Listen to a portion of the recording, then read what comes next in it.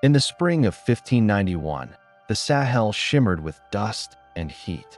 Along the banks of the great bend of the Niger River, men and horses gathered for battle. This was no ordinary clash of kingdoms.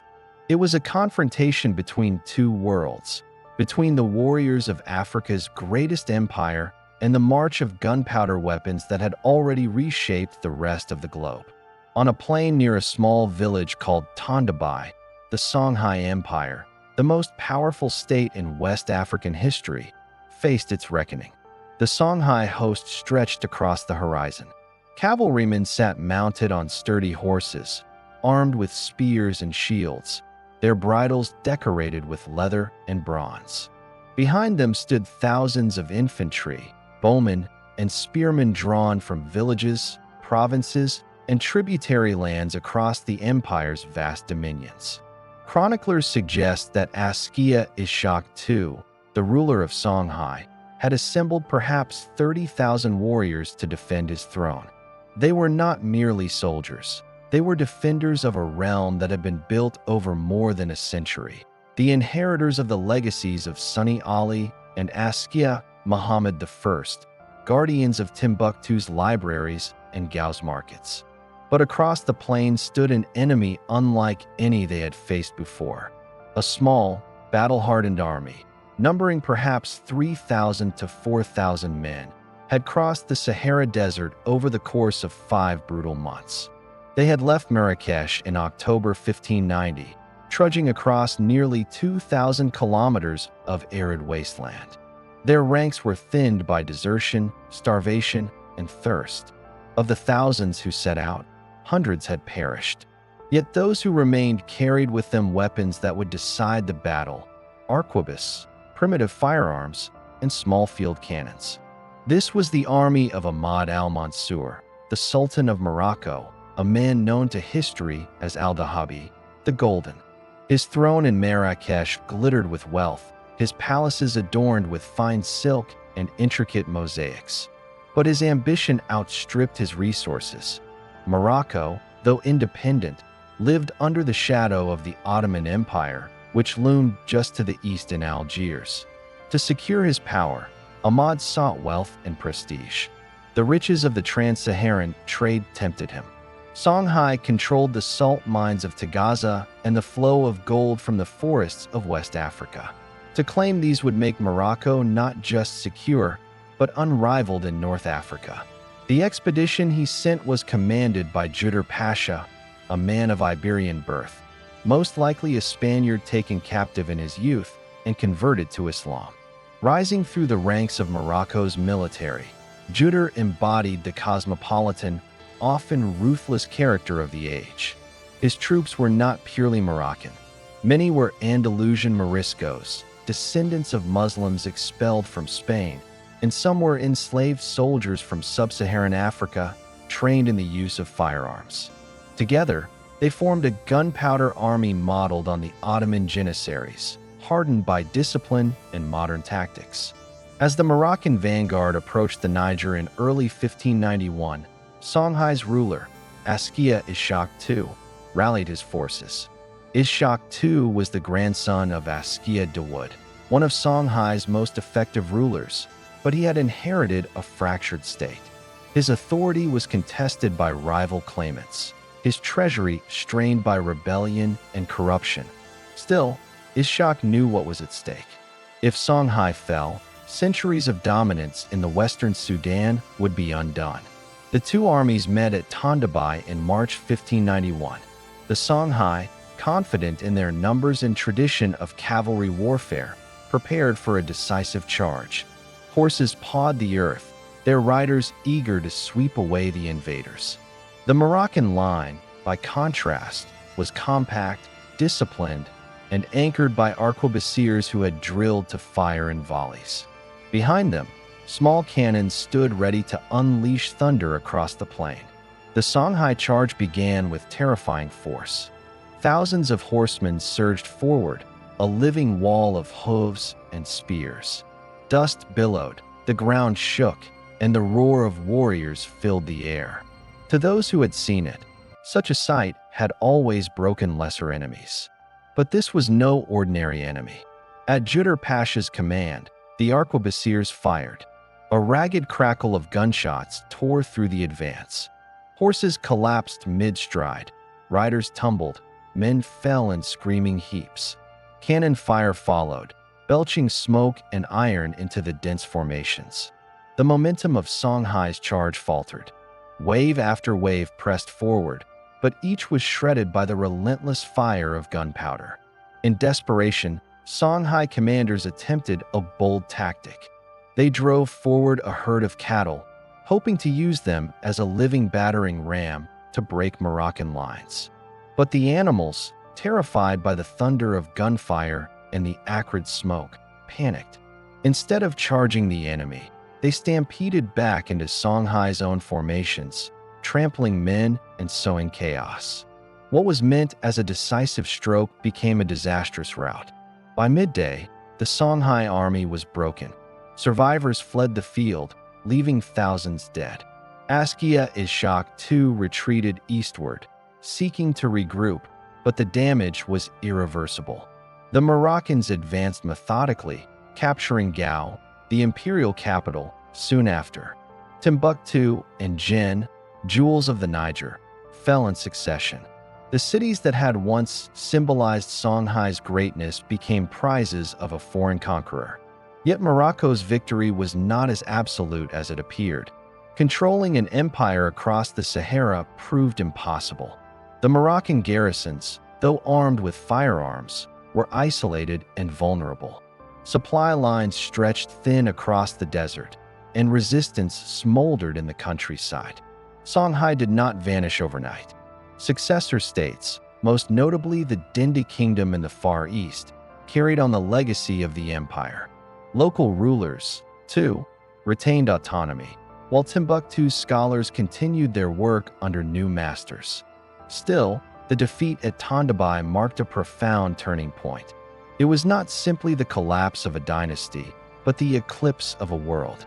For centuries, West Africa's greatest states, Ghana, Mali, and Songhai, had thrived on the trans-Saharan trade, linking gold fields to the markets of the Mediterranean. But by the late 16th century, that trade was in decline. European ships had opened new Atlantic routes, drawing commerce away from the desert. Portuguese caravels sailed along the coasts of Guinea, buying gold and slaves directly, bypassing the middlemen of the Sahara. Songhai, master of the desert roads, found its wealth undermined by forces it could not control. The Battle of Tondibi, then, was not an isolated disaster.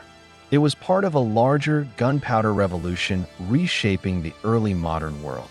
Across Eurasia, great empires were being forged on the power of firearms. The Ottomans at Constantinople, the Safavids in Persia, the Mughals in India.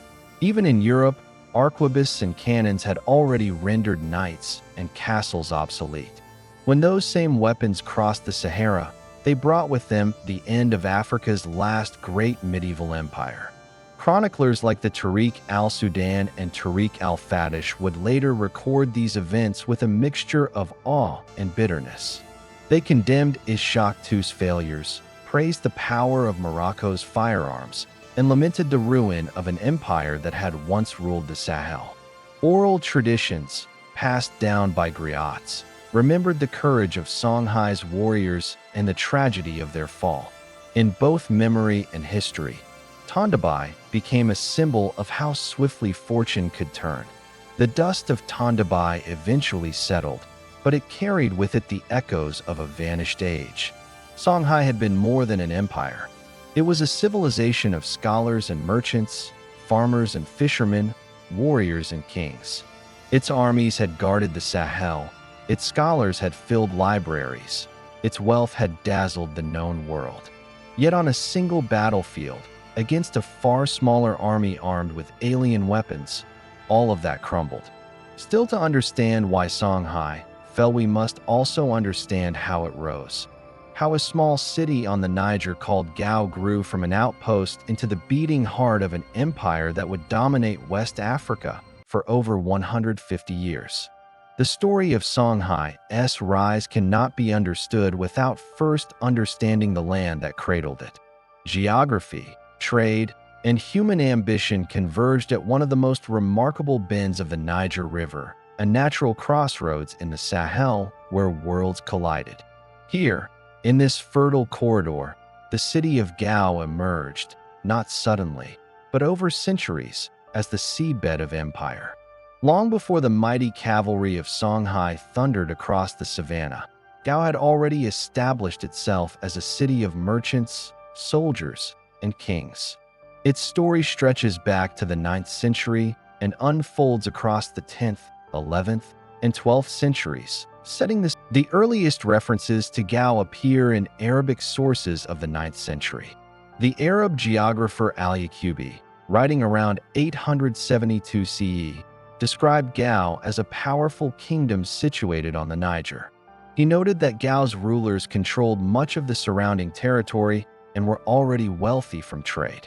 Other writers, like Ibn Haqil in the 10th century and al-Bakri in the 11th, spoke of Gao's central role in trans-Saharan commerce. These accounts tell us that Gao was no obscure village. By the early medieval period, it had already carved out a reputation among distant observers from North Africa and the Middle East. The ruling dynasty of Gao during this early era is often referred to as the Za dynasty. Oral traditions preserved in the Tariq al-Sudan and the Tariq al-Fatish, two chronicles written in Timbuktu in the 17th century, recount that the Za traced their origins back to the east, possibly from Yemen. Whether literal migration or symbolic claim, this tradition suggests that Gao's rulers linked their authority to a lineage that transcended West Africa, associating themselves with Islam and broader Afro-Eurasian prestige. The earliest ruler remembered by name is Za al-Layman, who supposedly arrived in the region around the 8th century. His successors gradually consolidated control over Gao and its environs, establishing the city as both a political and commercial hub. By the 10th century, Gao had two distinct urban centers. Ibn Haqil and al-Bakri describe a royal town and a merchant town. The royal town, on the eastern side of the Niger, housed the king, his court, and the apparatus of governance. The merchant town on the western side was the beating commercial heart of Gao, where caravans arrived and departed, where merchants from as far as North Africa and the Maghreb bartered for gold, ivory, slaves, and kola, nuts, exchanging them for salt, cloth, and horses. This dual structure reflected Gao's dual identity, both a seat of political authority and a center of economic power. Islam began to take root in Gao during this same period. Al-Bakri notes that by the mid-11th century, the ruler of Gao had converted to Islam, though many of his subjects continued to practice traditional religions. This duality was characteristic of West Africa. Islam often arrived first through merchants and rulers, while the wider population blended new practices with ancestral beliefs. In Gao, the adoption of Islam by the elite connected the city to the wider Islamic world, enabling diplomatic ties with North Africa and facilitating the movement of scholars and clerics. Yet the persistence of older religious traditions also reflected the cultural resilience of local societies. By the late 11th century, however, Gao's independence was challenged. The Empire of Mali, rising under the leadership of Sundiata Keita in the 13th century, would eventually assert dominance over Gao. But even before Mali's ascendancy, Gao faced external pressures. The Almoravids, a North African Berber dynasty that spread Islam with militant zeal, extended their influence into the Sahara during the 11th century. While evidence is debated, it is possible that Almoravid merchants and clerics exerted cultural influence on Gao, reinforcing the city's Islamic identity and embedding it further into trans-Saharan networks. Despite these pressures, Gao endured. Archaeological remains, particularly at Gao Sonni, a site just east of the modern city, reveal evidence of stone buildings, glass beads, imported ceramics, and copper artifacts. all indicating extensive trade networks between the 9th and 13th centuries. These findings corroborate the Arabic geographers' descriptions of Gao as a flourishing hub of commerce. Gold, in particular, defined Gao's prosperity. The forests of the south, especially the Bambuk and Bure gold fields, supplied much of the precious metal that moved through Gao into the hands of North African and Middle Eastern buyers.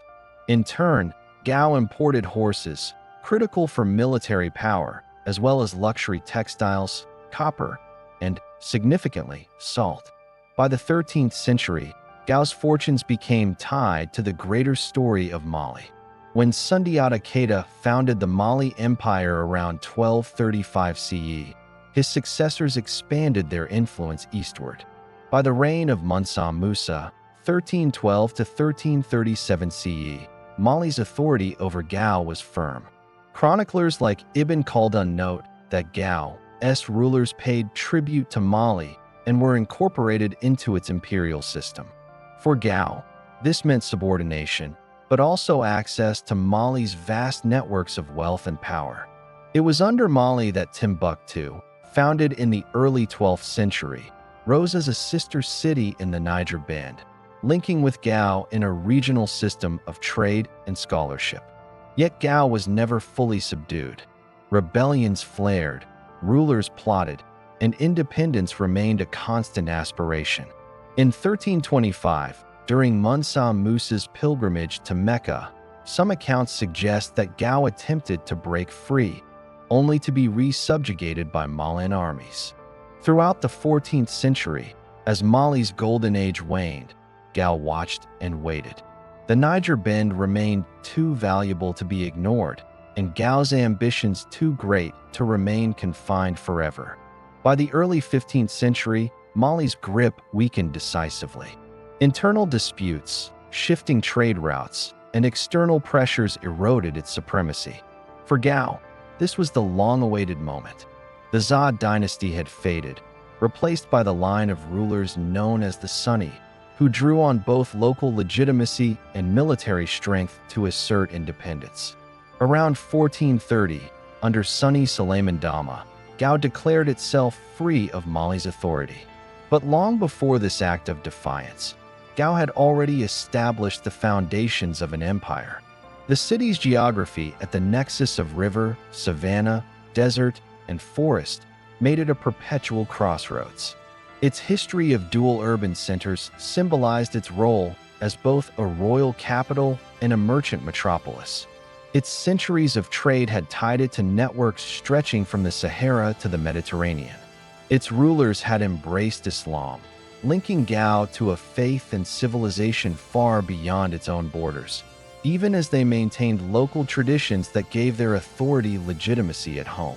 By the time Mali faltered in the early 15th century, Gao was not merely a city. It was a crucible of power, wealth, and culture, ready to take its place on the stage of history. The Niger Bend had nurtured it for centuries. Merchants, kings, and scholars had built its foundations. Now, with Mali's shadow receding, Gao was poised to transform from a trading hub into the capital of an empire that would dominate West Africa for more than a century. The story of Songhai does not begin with Sonni Ali's conquests in the 1460s, nor even with the bold declaration of independence in the 1430s. It begins here, on the banks of the Niger, in the rise of Gao. For centuries, caravans of camels had trudged across the Sahara, bearing salt, cloth, and horses, while canoes glided along the river, carrying grain, fish, and gold. For centuries, kings had ruled from the eastern side of the river, while merchants thronged the western town, bargaining in markets thick with dust and voices. For centuries, Gao had endured subjugation, rebellion, and revival, learning the hard lessons of survival in a competitive world. It was this city, rich in history, steeped in commerce, and forged in struggle, that would soon become the beating heart of the Songhai Empire. By the early 15th century, the city of Gao had endured centuries of subordination, ambition, and endurance. For much of the 14th century, It lay under the shadow of Mali, once the greatest empire West Africa had ever known. Mali's armies had marched east under the command of rulers like Mansa Musa, extracting tribute, asserting dominance, and ensuring Gao remained tethered to their imperial system. Yet Mali's supremacy, like all empires, was not eternal. By the early 1400s, its golden age was over. Internal struggles, shifting trade routes, and the limits of overextension weakened Mali's ability to project power. For Gao, long restless under Malian control, this was the moment it had been waiting for. The Niger Bend had always been a region of ambition. Gao, perched strategically along the great arc of the river, could not tolerate subjugation forever. The Sonni dynasty, rulers of Gao since the decline of the older Zhao line, understood this reality better than anyone. Their legitimacy was grounded not only in military power, but also in the ability to command respect from merchants, warriors, and religious leaders who made Gao thrive. By the 1430s, under the leadership of Sonni Suleiman Dama, Gao took its boldest step yet. It declared independence from Mali. This act was not a sudden rebellion, but the culmination of decades of gradual weakening of Malian authority. By the late 14th century, Mali's dominance over the Niger Bend was already fraying. Ibn Khaldun, writing in the late 14th century, hinted at the shrinking scope of Mali's control, describing revolts and secessions in regions once firmly under its sway. As Malian emperors grew embroiled in dynastic disputes and faced pressure from Mossi raids in the south and Tuareg incursions in the north, their eastern provinces, including Gao, slipped from their grasp.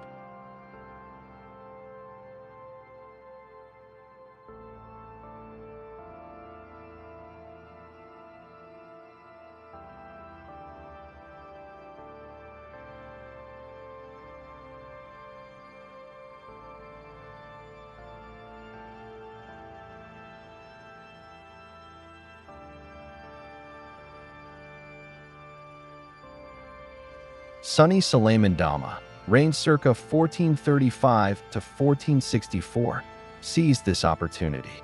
Chroniclers describe him as the first Sonni ruler to formally break free from Mali's orbit. Though little is preserved about the details of his reign, his act of independence was transformative. It marked the birth of a new, sovereign Songhai kingdom. In doing so, he laid the groundwork for what would soon become an empire unrivaled in the history of West Africa. The challenges of independence were immense. Mali had left behind a legacy of centralized authority, wealth, and prestige, and Gao could not simply replace this overnight. Suleiman Dama's first task was to secure control over the Niger Bend itself. The region was a patchwork of rival interests. Tuareg nomads contested the northern fringes, Mossi raiders threatened from the south, and various local chiefs held power over smaller towns and villages. For Gao to stand as an independent power, it needed to consolidate its immediate territory. Suleiman Dama embarked on this process with determination. Though the chronicles do not describe his campaigns in detail, the very survival of Gao as an independent polity through these turbulent decades suggests effective military leadership. Horses, imported from the Sahel and North Africa, gave the Songhai cavalry an edge over many rivals. Meanwhile, the Niger itself provided logistical support, with fleets of canoes carrying warriors and supplies along its length. The same river that had nurtured Gao's commercial wealth now became the artery of its military expansion. The political reorganization of Gao during this period also laid important foundations.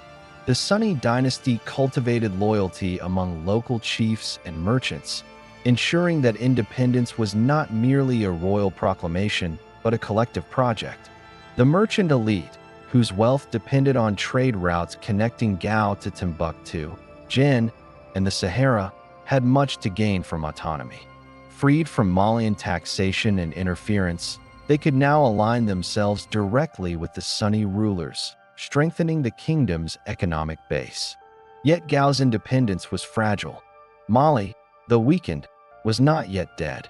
Throughout the 1430s and 1440s, the empire still held sway over large parts of the Sahel and continued to exert influence over trade networks.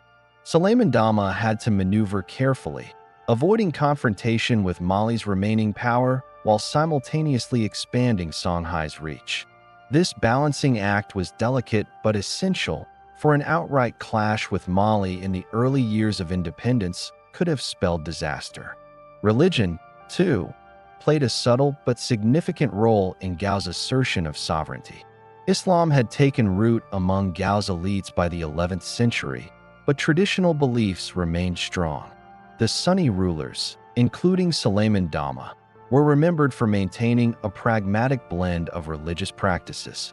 They adopted Islam enough to connect Gao to the broader Islamic world, ensuring recognition and legitimacy, while also respecting indigenous spiritual traditions that bound them to their people. This duality allowed them to maintain unity in a diverse society, avoiding the religious conflicts that might otherwise have fractured their new independence. The independence of Gao in the 1430s was more than a local event. It marked the shifting of power across West Africa. The decline of Mali created a vacuum, and the Songhai seized the opportunity to fill it. By the mid-15th century, Songhai had not only asserted independence, but also begun to lay claim to wider ambitions. The strategic location of Gao gave it direct access to the richest trade routes of the region: gold from the south, salt from the Sahara, and slaves from across the Sahel. Control of this commerce was both the motive and the reward for independence. The chronicles, while sparse on detail about Suleiman Dama's reign, suggest that his leadership stabilized Gao during this crucial transitional period. His role was less about dramatic conquest and more about ensuring survival and sovereignty in a world dominated by larger powers. His decision to break free from Mali was a gamble, but it paid off. By the time of his death in 1464, Gao was no longer a subordinate town under a declining empire, but the capital of an independent and ambitious kingdom. This independence would soon be tested and expanded under his successor, Sonni Ali, who would take the throne in 1464. But Sonni Ali's extraordinary conquests were only possible because Suleiman Dama had secured Gao's foundations 3 decades earlier. Without that crucial act of defiance in the 1430s, there would have been no Songhai Empire. The significance of this moment lies not only in the assertion of independence, but in what it symbolized: the end of Mali's hegemony in the east and the emergence of a new contender for dominance. Songhai's declaration of independence was the turning of a page in West African history. For centuries, Ghana and then Mali had stood as the great empires of the Sahel, controlling trade and commanding respect. Now, a new name entered that lineage: Songhai. As Suleiman Dama's reign closed, the horizon for Songhai widened. The Niger Bend, once a contested frontier, was now firmly under Songhai control. Gao was secure as the royal and commercial capital. The foundations of governance, trade, and military strength were in place. The stage was set for an extraordinary transformation. When Sonni Ali came to power in 1464, he inherited not a fragile kingdom, but a resilient, ambitious state already positioned to expand. Suleiman Dama's decision to break free in the 1430s had unleashed the forces that would, within a generation, turn Gao from a provincial town into the center of the greatest empire West Africa had ever seen. The dust of rebellion had settled, and the dawn of empire was about to rise. When Sonni Ali ascended the throne of Gao in 1460, the Niger River shimmered beneath the Sahelian sun, carrying with it the wealth of the Sudan and the memory of countless kingdoms that had risen and fallen along its banks. His reign would prove transformative, a pivot not only for the city of Gao, but for all of West Africa. For nearly 3 decades, Sonni Ali waged war, secured trade, and forged an empire whose scale and power eclipsed anything the region had ever seen. His rise was no accident. It was the product of a restless kingdom that had broken free from Mali's weakening grip and was now ready to assert itself with unprecedented force. By the mid-15th century, Mali, once the richest empire of West Africa, was in terminal decline. Dynastic struggles, Mossi raids from the south, and Tuareg dominance of the desert trade routes had eroded its authority. Cities once loyal to Mali, Timbuktu, Jin, and Walata, were slipping into instability or asserting independence. The once mighty Mansa no longer commanded the fear he once inspired. In this shifting landscape, Gao's independence, won under Sonni Suleiman Dama, needed a warrior strong enough to defend it and ambitious enough to expand it. That man was Sonni Ali. He was the 15th ruler of the Sonni dynasty, a line that claimed both indigenous Songhai legitimacy and a long association with the Niger Bend. According to oral traditions preserved in chronicles like the Tariq al-Sudan and the Tariq al-Fatish, Sonni Ali was a man of charisma, energy, and ferocity. His reign began in violence, and it would be defined by it. Ali inherited a kingdom with a respectable cavalry force and riverine fleet, but he transformed them into instruments of conquest. His cavalry, supplied with horses imported from the Sahara and bred in the fertile valleys of the Niger, became the terror of the savannah. But it was on the river that Ali innovated most. He organized a fleet of war canoes large enough to carry thousands of men. These vessels patrolled the Niger, allowing him to strike quickly, move armies across vast distances, and outmaneuver enemies who relied solely on land routes. This combination of mounted warriors and naval power gave Songhai unparalleled mobility. The empire's geography, defined by the meandering Niger, had always been both an opportunity and a barrier. Under Sonni Ali, the river became not a division but a weapon. The defining moment of Ali's early reign came just 4 years after he took power. In 1468, he turned his attention to Timbuktu, the jewel of the desert. Since the early 15th century, the city had been under the control of the Tuareg Mashigan, a Berber confederation that had taken advantage of Mali's weakness. Timbuktu was no ordinary city. Known for its wealth, scholarship, and as a hub of Saharan trade, it was the prize that could make or break a ruler's reputation.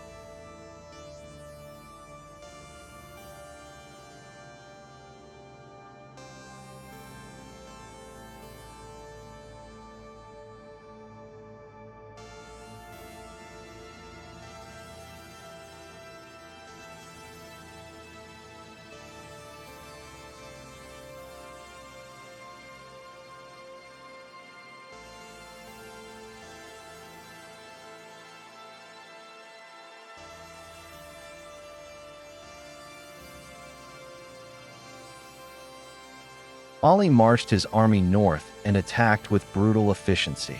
The chronicles describe a massacre. Thousands of Timbuktu's inhabitants were slaughtered, and the Tuareg were expelled. Muslim scholars of the city, especially those connected to the prestigious Sankor Mosque, viewed Ali with suspicion and later denounced him as a tyrant. But from Ali's perspective, this conquest was necessary. Timbuktu was too valuable to be left in rival hands, and its integration into Songhai ensured control of one of the most lucrative nodes of trans-Saharan commerce. The sack of Timbuktu also cemented Ali's reputation, ruthless, feared, and determined to subordinate every rival. While later chroniclers, writing under Askia Muhammad's dynasty, painted him as a persecutor of Islam, it is important to recognize the bias of these accounts. For the merchants and common people of Songhai, Ali's conquests brought security to trade routes and protection from raiders. If Timbuktu gave Ali prestige, Jin gave him permanence.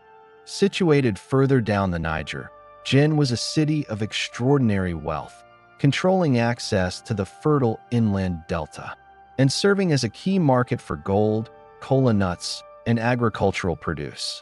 Unlike Timbuktu, Jin resisted fiercely. Ali laid siege to the city for 7 years, from 1466 until its fall in 1473. This was not continuous fighting but an extended blockade, punctuated by raids and skirmishes. Jin's walls were formidable, and its merchants were wealthy enough to hire mercenaries and sustain resistance. But Ali was relentless. By cutting off its trade routes and surrounding it with both cavalry and naval forces, he eventually starved the city into submission. When Jin finally surrendered in 1473, Ali not only claimed the city, but also solidified control over the entire inland delta. This conquest was crucial. It gave Songhai command over both of the Niger Bend's great urban centers, Timbuktu and Jin. With Gao as his capital upriver, Ali now ruled the 3 jewels of the Niger, anchoring an empire whose prosperity flowed from commerce as much as from conquest. Sonni Ali was not merely a conqueror, he was also a defender.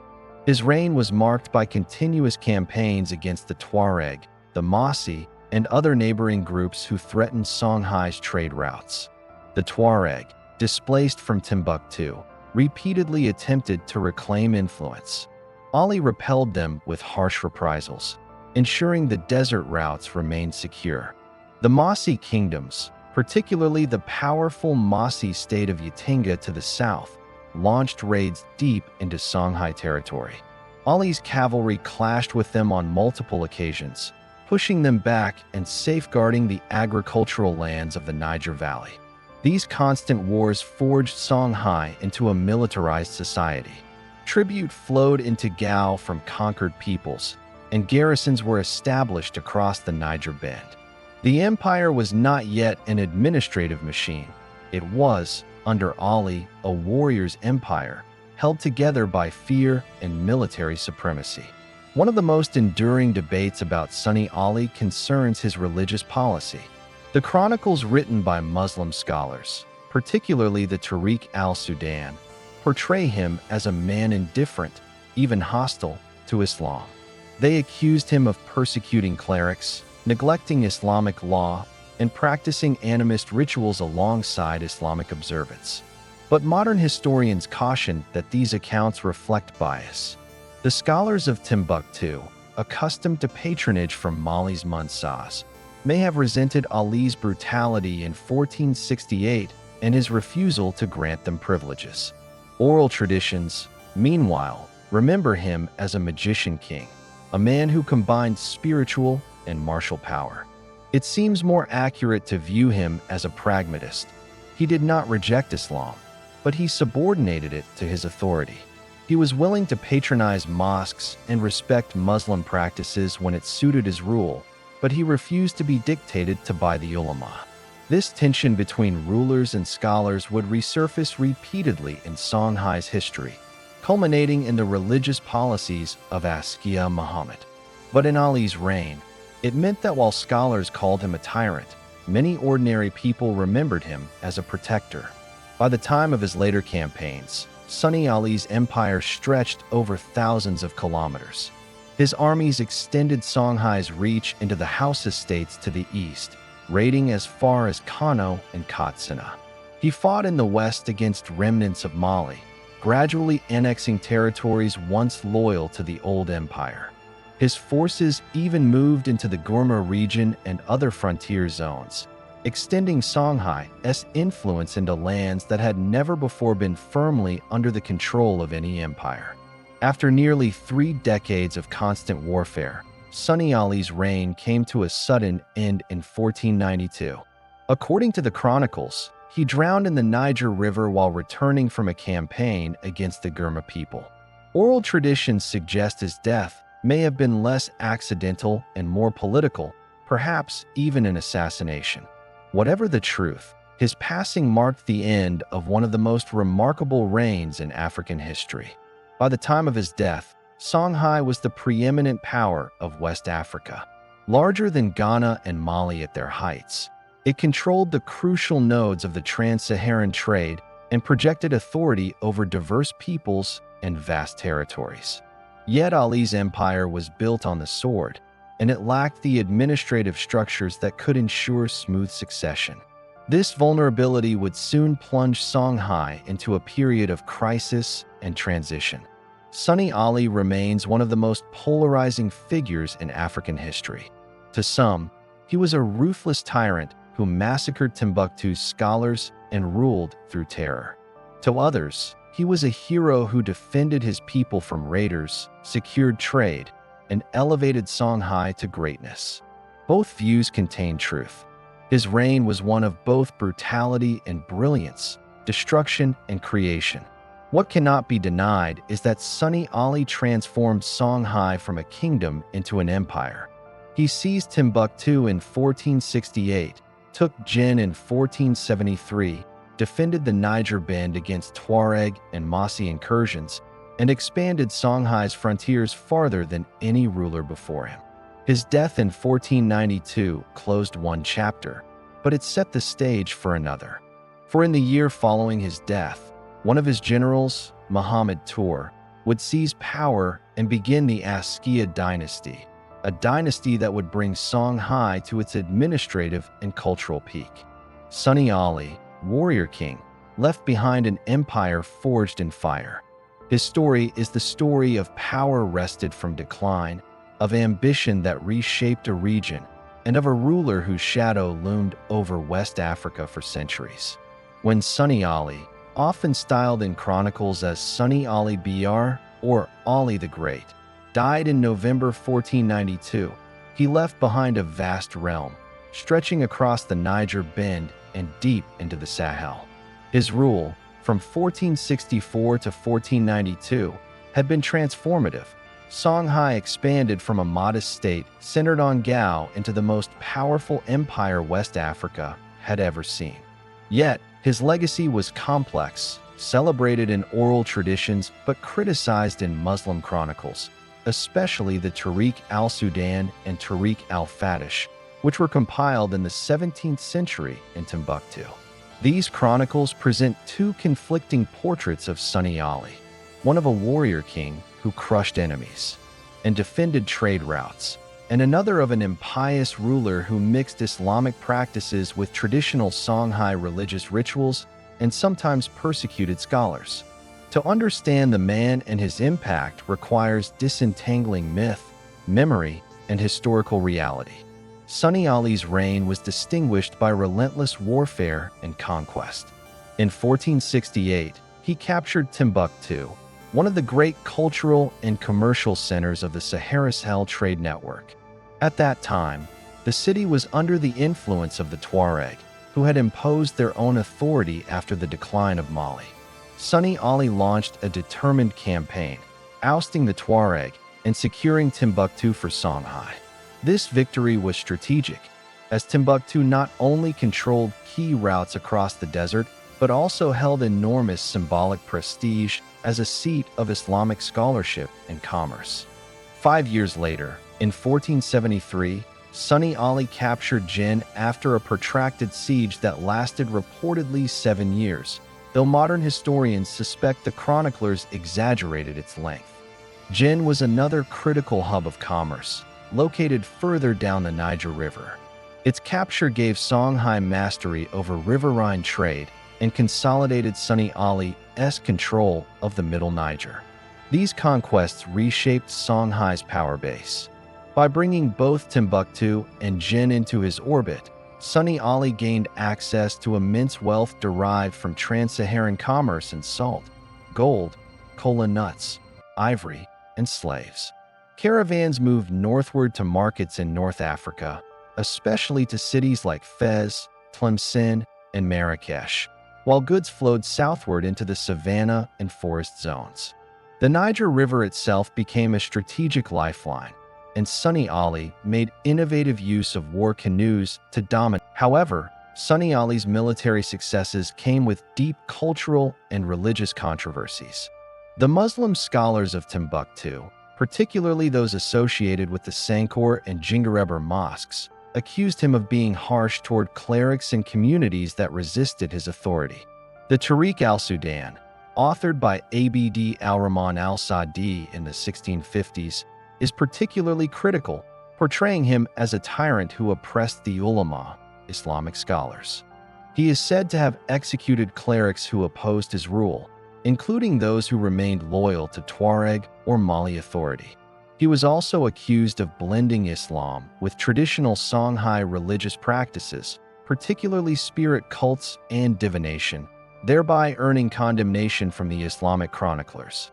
For them, Sonni Ali was a ruler who, while nominally Muslim, did not govern in accordance with Sharia.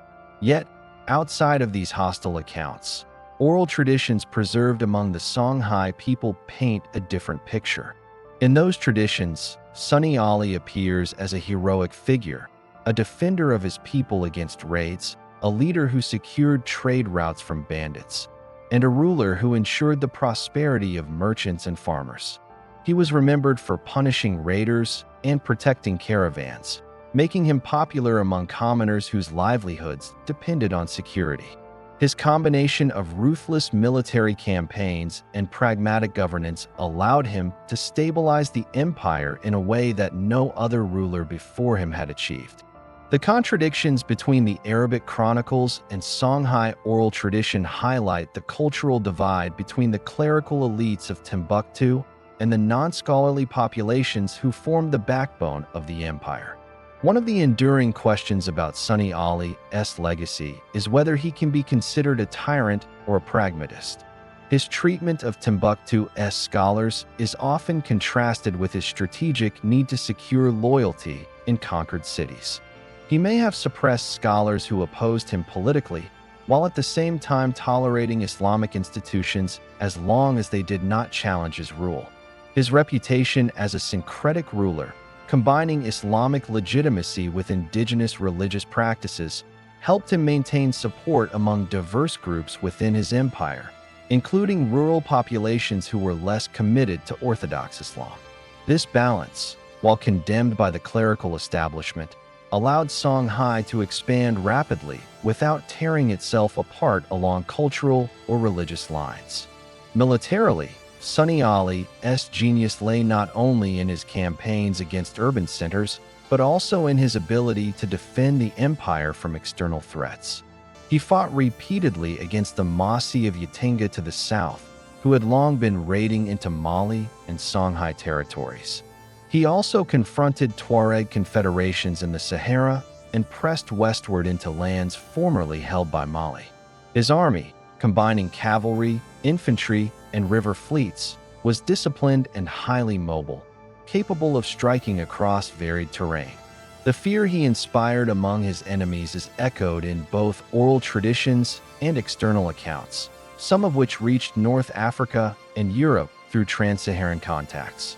By the time of his death in 1492, Songhai was indisputably the dominant power of West Africa.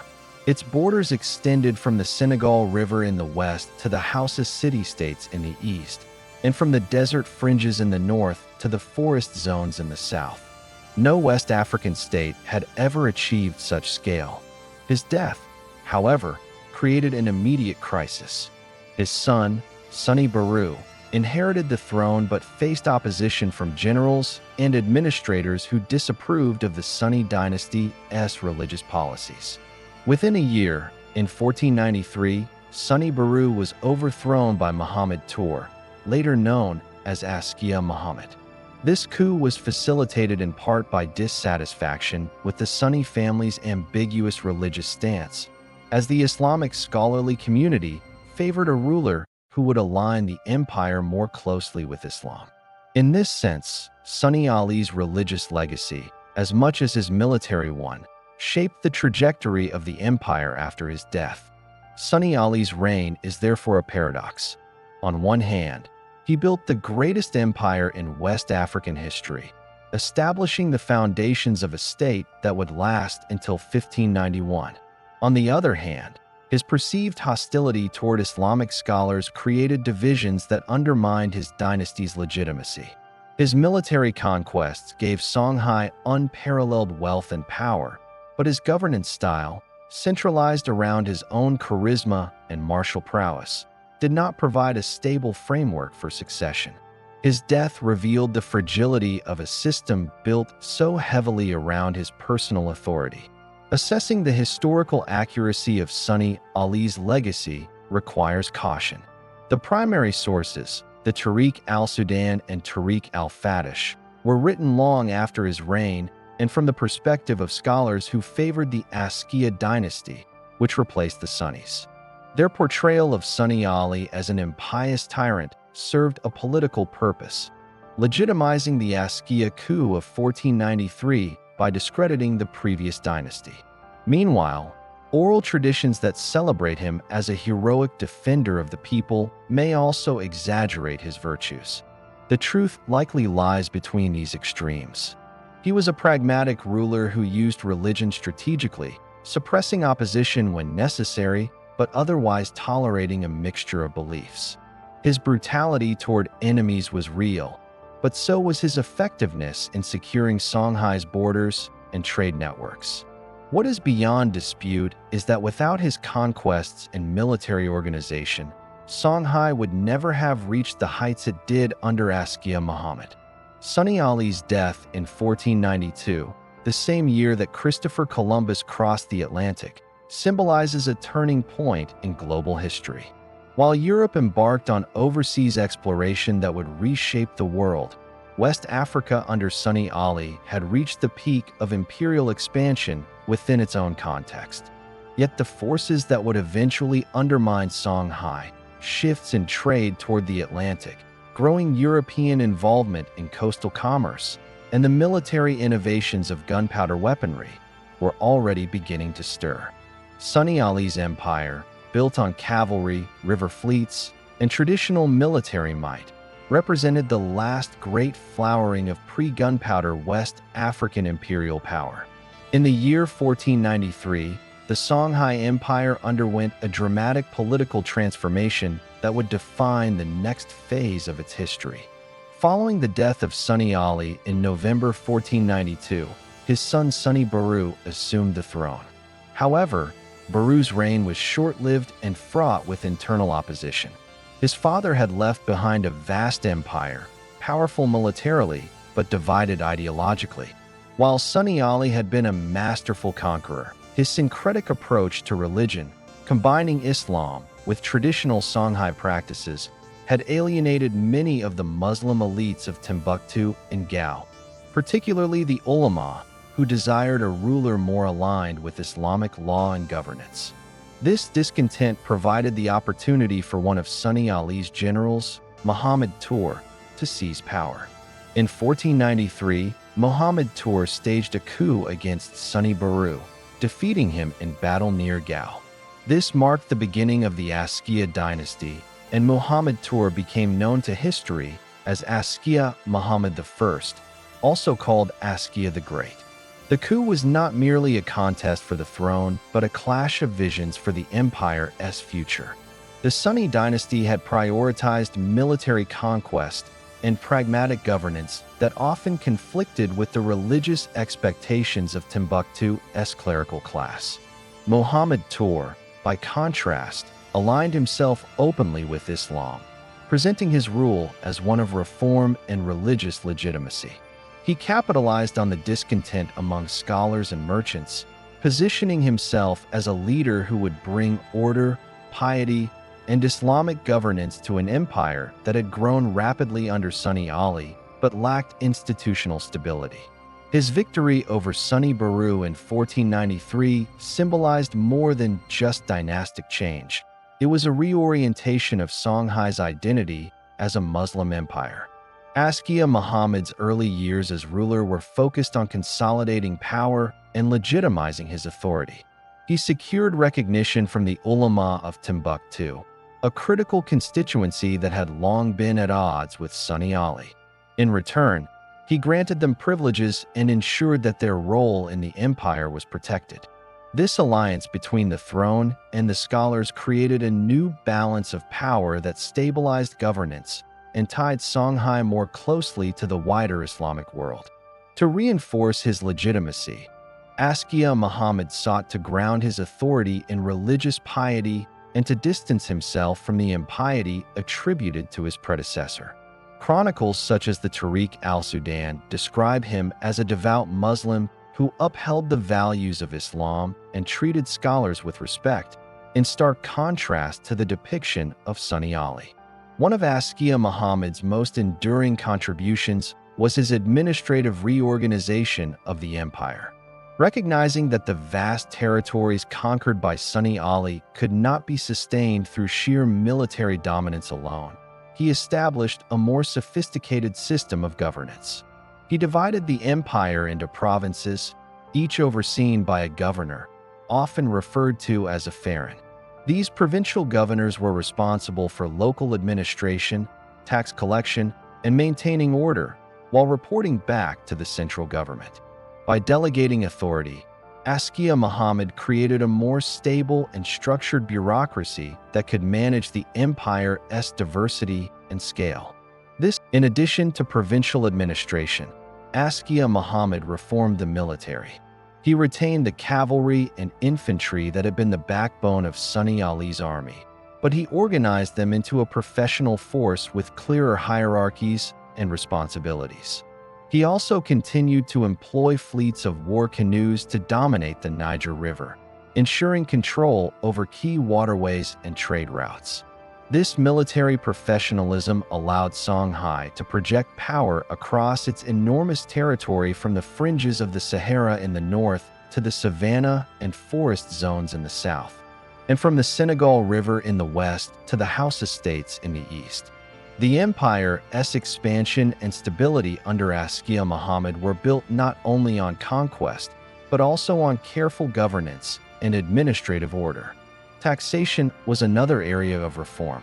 Under Askia Muhammad, taxation became more standardized, ensuring a steady flow of revenue to support the state, its army, and its scholars. The taxation system was structured to draw from multiple economic sectors: agriculture, livestock, trade, and tribute from conquered territories. Caravans crossing the Sahara were taxed. Markets in cities like Gao, Timbuktu, and Jin contributed revenue, and farmers along the Niger paid levies on their harvests. This system created a predictable economic base that allowed the empire to flourish and sustain its bureaucracy. At the same time, Askia Muhammad introduced measures that made taxation more equitable, limiting arbitrary levies and providing clarity that encouraged commerce. While governance and economics were central to his reign, Askia Muhammad also sought to connect Songhai more fully to the Islamic world. In 1496, only 3 years after seizing power, he embarked on a pilgrimage to Mecca, following in the footsteps of Musa Musa of Mali, whose famous Hajj of 1324 had elevated Mali's prestige across the Islamic world. Askia Muhammad's pilgrimage lasted until 1498 and served both religious and political purposes. By traveling across the Sahara, through Egypt, and to Arabia, he not only fulfilled his religious duty as a Muslim ruler, but also showcased the wealth and power of his empire. The pilgrimage earned him recognition from the wider Islamic community, including the Caliph in Cairo, who conferred upon him the title of Caliph of the Sudan. This endorsement strengthened his claim as a legitimate Islamic ruler, bolstering his prestige both at home and abroad. The Hajj also had practical benefits for Songhai. Askia Muhammad returned with scholars, architects, and administrators who enriched the empire's intellectual and institutional life. His exposure to the administrative systems of Egypt and the broader Islamic world informed his own governance reforms. He sought to model aspects of Songhai's administration on Islamic principles, while adapting them to local realities. Timbuktu, under his patronage, flourished as a center of Islamic learning. Institutions such as the Sankore University and libraries expanded, attracting scholars from across the Sahel and North Africa. Manuscripts on law, theology, mathematics, astronomy, and medicine were copied and preserved, turning Timbuktu into a beacon of scholarship. In this way, Askia Muhammad not only strengthened his empire's political and economic foundations, but also elevated its cultural and intellectual standing. The reign of Askia Muhammad represented the zenith of Songhai's power. By the early 16th century, the empire stretched across more territory than Mali had ever controlled, making it the largest empire in West African history. Its trade networks connected the Sahel to North Africa, its armies secured borders and trade routes, and its cities brimmed with wealth and knowledge. Gao served as the political capital, Timbuktu as the intellectual and cultural hub, and Jin as a thriving commercial center. The integration of these cities into a unified system of governance allowed Songhai to flourish in ways that earlier West African states had not achieved.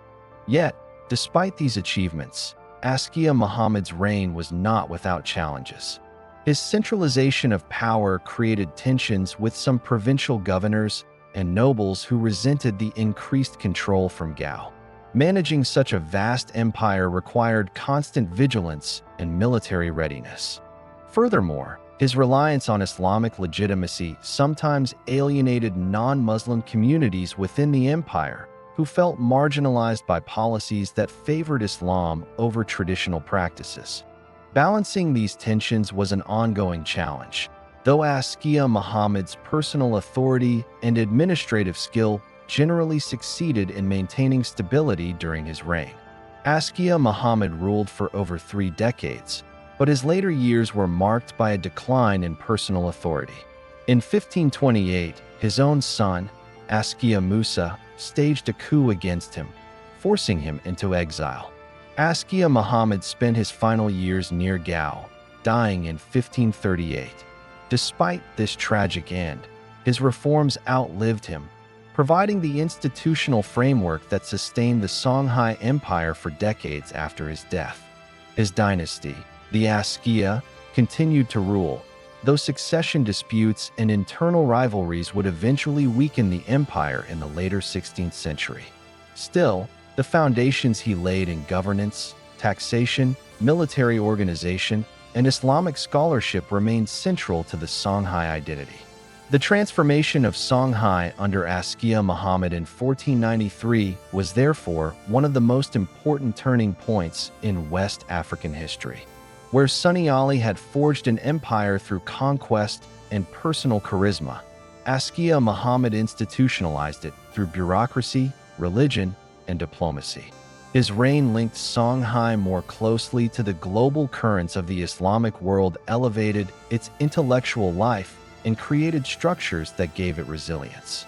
Even as external forces, European maritime trade, and the spread of gunpowder weaponry were beginning to reshape Africa's place in global history. His legacy as Askia the Great endures not only in chronicles, but also in the survival of manuscripts and traditions that testify to a flourishing of statecraft, culture, and scholarship in West Africa during the 15th and 16th centuries. By the turn of the 16th century, Songhai was not only a political and military superpower, but also a cultural and intellectual beacon.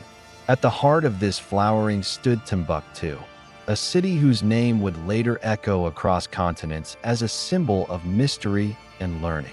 Situated at the edge of the Sahara along the Niger River's northern bend, Timbuktu was ideally placed to serve as both a commercial entrepot and a center of scholarship. By the time Askia Muhammad consolidated power in the 1490s, the city had already developed a reputation as a place where traders and scholars mingled, where manuscripts were more valuable than gold, and where Islamic learning flourished in the Sahel. Under his rule, Timbuktu reached its apogee, emerging as one of the great intellectual centers of the Islamic world. The roots of Timbuktu's scholarly culture extended back to the 14th century, when the city came under Mali's influence. Musa Musa's famous pilgrimage to Mecca in 1324 brought not only international prestige to Mali, but also scholars, architects, and jurists who left a lasting imprint on Timbuktu. Among them was the Andalusian architect Abu Ishaq al-Sahili, credited with introducing the Sudano-Sahelian architectural style that would shape the city's great mosques. By the mid-15th century, when Sonni Ali took Timbuktu in 1468, the city was already home to schools of learning and manuscript culture. But Sonni Ali's relationship with the city was strained.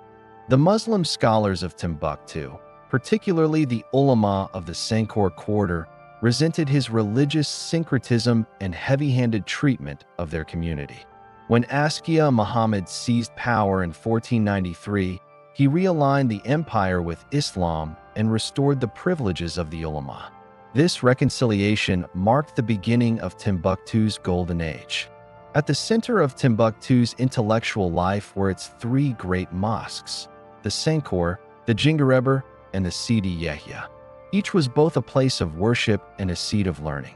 The Sankor Mosque, in particular, became the nucleus of what is often called the University of Sankor. Unlike European universities, it was not a centralized institution, but rather a network of scholars and students organized around study circles led by renowned teachers. Instruction was primarily oral, though manuscripts were central to the curriculum. Subjects ranged from Quranic exegesis and Islamic jurisprudence, fiqh, to mathematics, astronomy, medicine, and history. Students copied texts, debated interpretation. The city's scholarly community enjoyed the patronage of Askia Muhammad, who saw in them a source of legitimacy and prestige. His pilgrimage to Mecca between 1496 and 1498 had reinforced his ties with the wider Islamic world, and upon his return, he elevated the scholars of Timbuktu, granting them privileges and involving them in governance. He appointed qadis, or Islamic judges, to administer justice according to Sharia, and relied on jurists to advise him on matters of law and policy.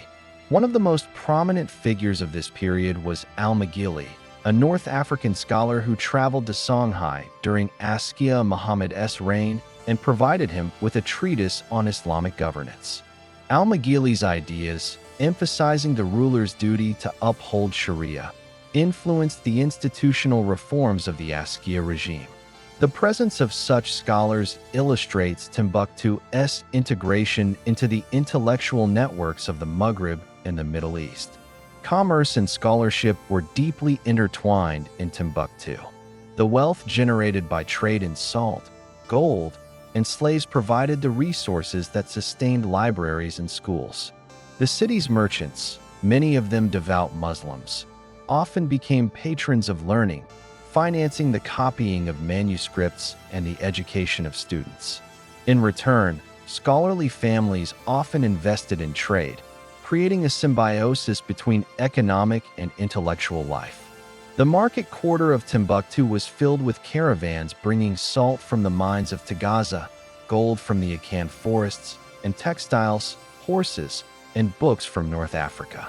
The exchange of books was as important as that of goods, and many caravans carried manuscripts alongside other wares. This commerce and knowledge ensured that Timbuktu remained connected to the broader Islamic world, even as it forged a distinctive local identity. Travelers who visited Timbuktu during the 16th century testified to its reputation. Leo Africanus, the Andalusian traveler who passed through West Africa around 1512 to 1517, described Timbuktu as a city rich in trade and learning. He noted that there are numerous judges, doctors, and clerics, all well maintained at the king's expense, and that there is a great demand for books and manuscript imported from Barbary, and more profit is made from this commerce than from all other merchandise. His account, though sometimes colored by exaggeration, captures the essence of Timbuktu's dual role as a commercial and intellectual hub. It was not merely a place where goods were exchanged, but where knowledge was cultivated and disseminated. The city's mosques, built in mud brick and timber in the Sudano-Sahelian style, symbolized both its Islamic identity and its adaptation to local materials and aesthetics. The Niger Mosque, constructed in 1327 under Mansa Musa, stood as a landmark of Mali's golden age but continued to function as a center of worship and teaching under Songhai. The Sidi Yahya Mosque, built in 1440, became associated with local legends and spiritual authority. These structures anchored Timbuktu's scholarly community, providing spaces for prayer, debate, and instruction. Their maintenance under Askia Muhammad reflected the state's commitment to supporting Islamic institutions as part of its claim to legitimacy. The influence of Timbuktu's scholarship extended across the empire and beyond. Judges trained in the city administered justice in provincial towns. Teachers disseminated knowledge to rural communities, and students who studied at Sankor carried Timbuktu's intellectual traditions to distant lands. The emphasis on Islamic law helped to integrate diverse populations within Songhai under a shared framework, while also connecting them to the broader Ummah. At the same time, the adaptation of Islamic scholarship to local realities created a distinctive West African intellectual tradition. For example, legal opinions from Timbuktu's jurists often dealt with issues specific to the Sahel, such as the regulation of trans-Saharan caravans, disputes over pastoral land, and the integration of non-Muslim subjects into a Muslim-ruled state. Despite its vibrancy, Timbuktu's intellectual culture faced challenges. The dependence on patronage made it vulnerable to shifts in political power and succession disputes within the Askia. At the cultural and intellectual level, the Songhai Empire under Askia Muhammad cultivated Timbuktu as the intellectual jewel of West Africa. The city's famed institutions, particularly Sankor University, attracted scholars from across the Sahara. Here, disciplines such as Islamic jurisprudence, astronomy, medicine, mathematics, and literature flourished, preserved in tens of thousands of manuscripts that survive to this day. Timbuktu's scholarly community provided not only prestige but also practical administrative support to the empire, as Islamic law and jurisprudence offered frameworks for governance and justice. The Askia rulers, particularly Muhammad himself, patronized this intellectual culture, weaving scholarship into the fabric of statecraft and ensuring that Songhai's dominance was as much cultural as it was military or economic.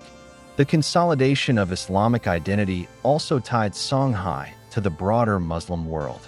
Askia Muhammad's hajj to Mecca between 1496 and 1498, though a costly endeavor, elevated the empire's status in the Islamic sphere. He sought recognition from the Abbasid Caliphate in Cairo, which granted him titles affirming his role as leader of a Muslim state. This pilgrimage not only enhanced his legitimacy, but also connected Songhai to networks of scholars, merchants, and diplomats that spanned across Africa, the Middle East, and beyond. Such recognition helped shield the empire from potential delegitimization by rival Muslim states in North Africa and integrated its elite into a global community of faith. Yet, at its height, the Songhai Empire was more than simply a product of central authority. Its strength also lies in its ability to balance diversity. The empire encompassed a patchwork of ethnic groups, including Songhai, Fulani, Tuareg, Mossi, Hausa, and others, each with its own traditions, languages, and religious practices. While Islam was promoted as the state faith, older indigenous beliefs continued to flourish, especially among rural populations. The Askia administration, while officially Islamic, was pragmatic enough to tolerate this plurality, securing loyalty through political and economic integration rather than strict religious conformity. This flexibility allowed the empire to maintain cohesion over vast distances and diverse populations. The military at the height of the empire was formidable, numbering tens of thousands. Cavalry remained the elite strike force, supported by infantry drawn from the empire wide population base and fleets of war canoes patrolling the Niger. The permanent nature of the army under Askia Muhammad distinguished Songhai from its predecessors, ensuring constant readiness against rebellion or invasion.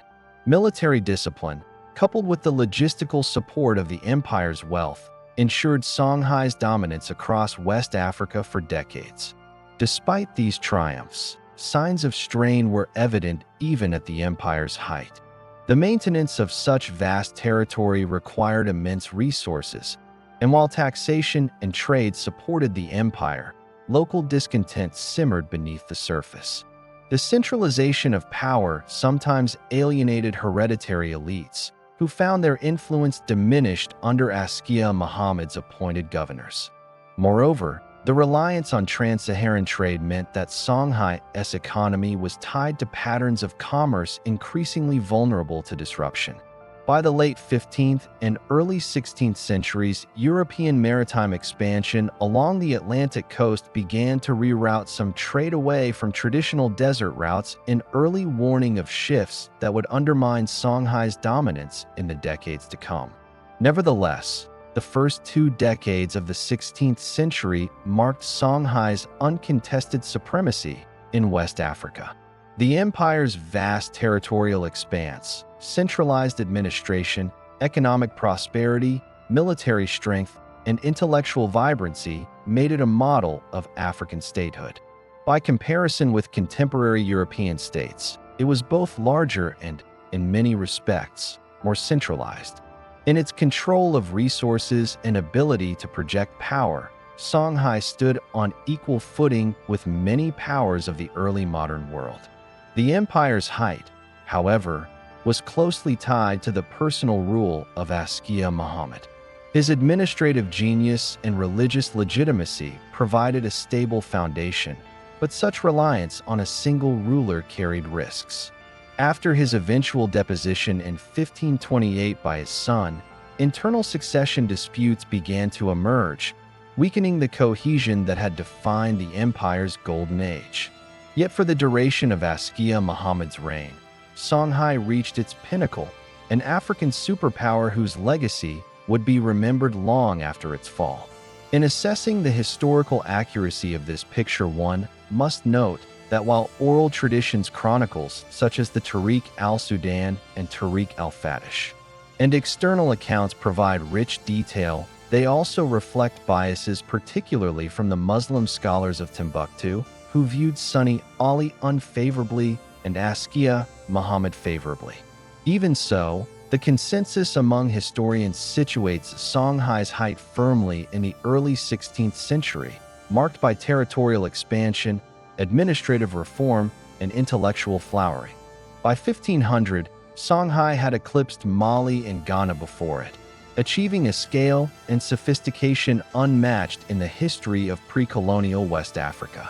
Between 1496 and 1498, Askia Muhammad I, already the most powerful ruler in West Africa, undertook a journey that would cement both his personal prestige and the international recognition of the Songhai Empire. This journey was the Hajj, the pilgrimage to Mecca, a sacred obligation for Muslims that symbolized spiritual devotion but also offered profound political and cultural significance. For Askia Muhammad, the pilgrimage was not only a religious act but also a demonstration of Songhai's wealth, stability, and influence in the wider Islamic world.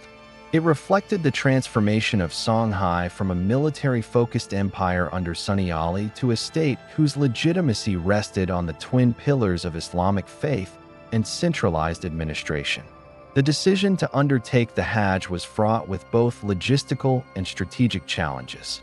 Songhai, despite its wealth, was geographically distant from the Islamic heartlands of North Africa and the Middle East. The journey required traversing the Sahara Desert, negotiating the territories of hostile or semi-independent Tuareg confederations, and securing safe passage through the Maghreb to Egypt before continuing to the Hijaz. The pilgrimage also entailed significant expenditure. Gold, camels, horses, and other provisions were necessary to transport the ruler, his family, courtiers, and a retinue of scholars, soldiers, and attendants. Estimates suggest that Askia Muhammad's caravan numbered in the thousands, making it one of the largest and most lavish African pilgrimages of its time. The sheer scale of the journey was a testament to the empire's capacity to mobilize resources across thousands of kilometers. Askia Muhammad's route began in Gao, the imperial capital, where preparations included selecting attendants, gathering supplies, and ensuring security along the path to Timbuktu and onward into the Sahara. The city of Timbuktu, already renowned as an intellectual and commercial hub, played a critical role in supporting the journey. Scholars from Sankore University and other local institutions accompanied the caravan, lending religious and administrative legitimacy to the ruler's expedition. Merchants provided trade goods, while local guides facilitated safe passage across desert routes that had long been dangerous due to banditry and harsh conditions. This careful orchestration reflected the sophistication of Songhai's administrative apparatus, demonstrating its ability to manage a complex expedition spanning thousands of kilometers. Crossing the Sahara was the most perilous stage of the Hajj. The caravan navigated shifting sands, extreme temperatures, and scarce water sources, relying heavily on knowledge of oases, seasonal patterns, and Tuareg routes. Camels were the principal mode of transportation, capable of carrying heavy loads over long distances without water, but the journey still demanded precise planning and resilience. Askia Muhammad's personal leadership during this phase underscored his authority and charisma. Historical chronicles, particularly the Tariq al-Sudan and accounts recorded by later historians, emphasize that the emperor maintained order and morale among his followers, demonstrating both religious devotion and administrative acumen. Upon reaching North Africa, the caravan entered territories controlled by Muslim sultanates in present-day Algeria and Morocco, eventually arriving in Cairo, the capital of the Mamluk Sultanate. Cairo, as a major center of Islamic scholarship, commerce, and political authority, was crucial for Askia Muhammad's broader objectives. He sought recognition from the Caliphate, a symbolic endorsement that would confirm Songhai's legitimacy as a Muslim state to the wider Islamic world. The recognition also had practical implications. It reinforced alliances, legitimized trade networks, and positioned Songhai as a respected partner among North African and Middle Eastern polities. During his stay in Cairo, Askia Muhammad engaged with scholars and officials, learning from administrative practices that could be applied to governance back in West Africa. His exposure to the bureaucracies, court rituals, and intellectual traditions of Egypt allowed him to blend these influences with indigenous systems, further strengthening Songhai's institutions. The final leg of the Hajj took Askia Muhammad and his entourage to Mecca, the holy city of Islam.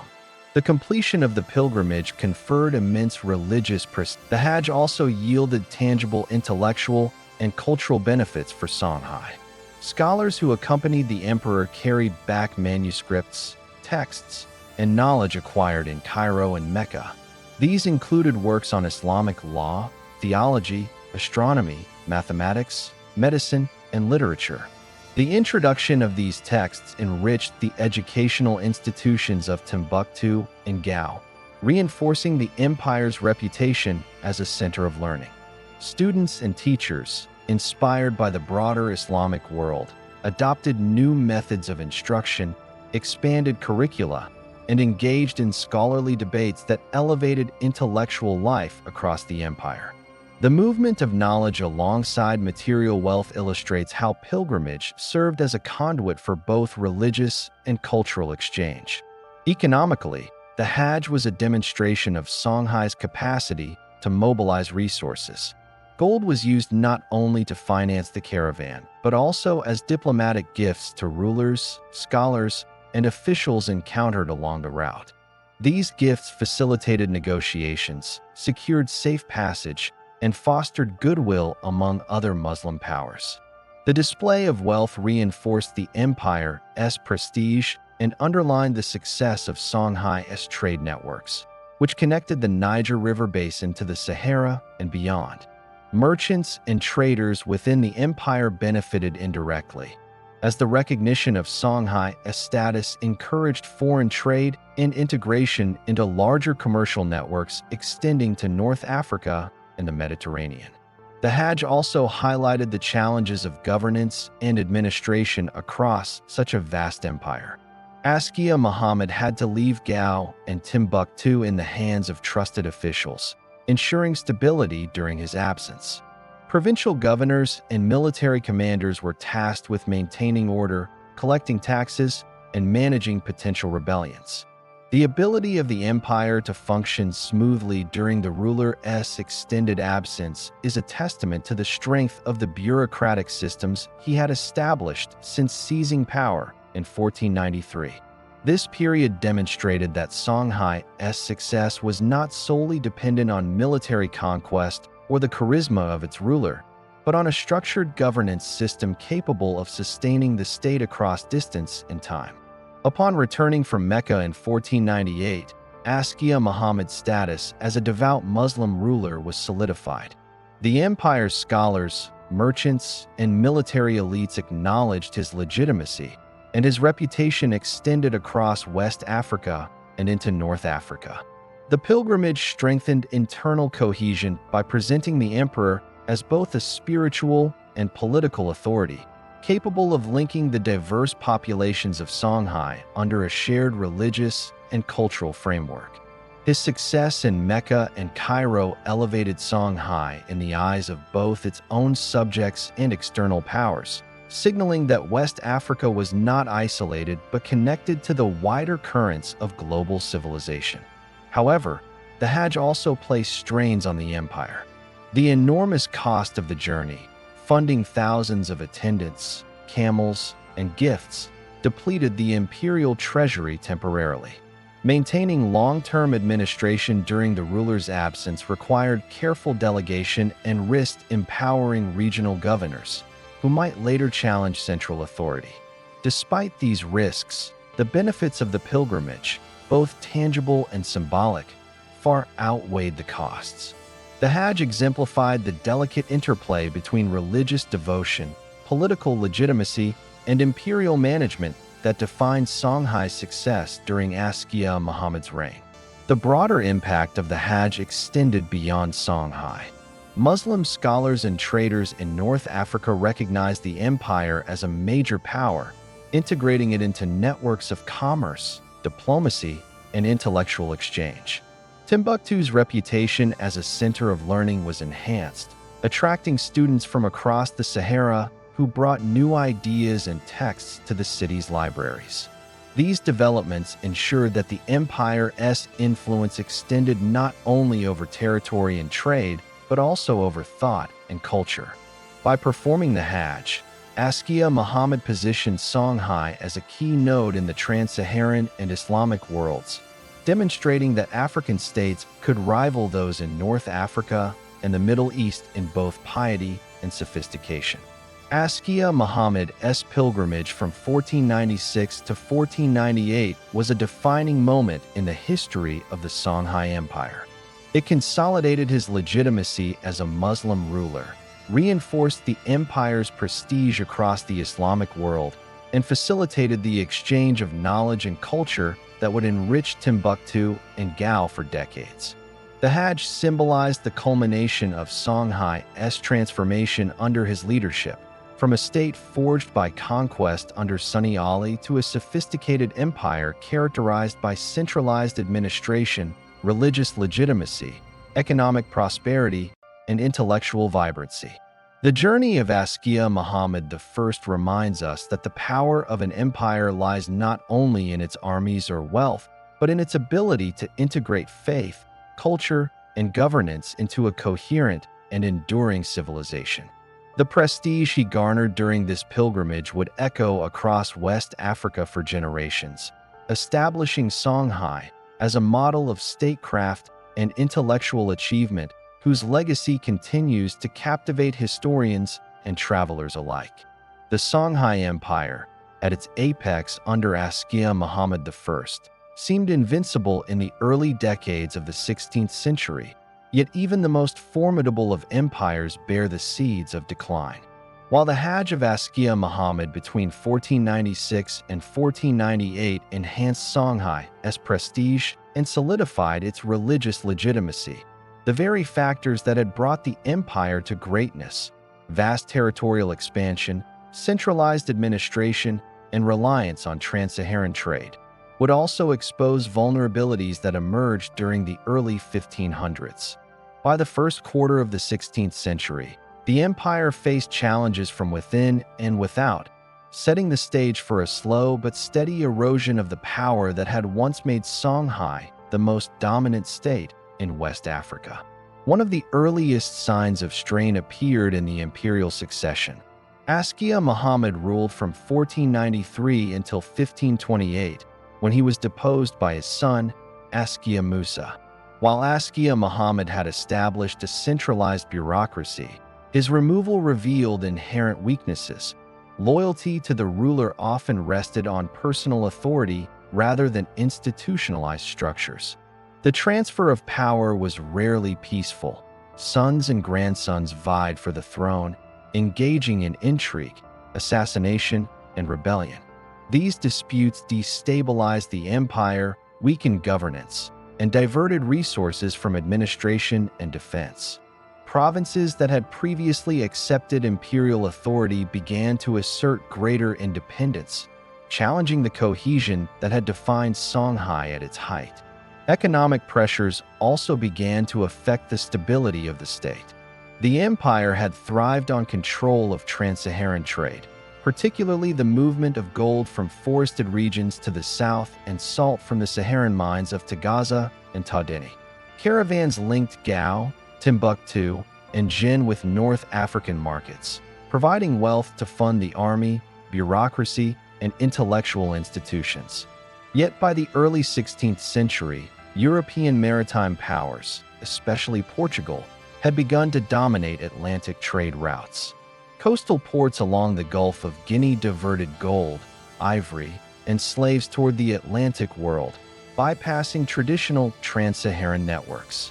This shift reduced revenues for Songhai, particularly in northern provinces dependent on desert trade, and forced rulers to contend with the growing economic influence of Europeans even before direct military confrontation.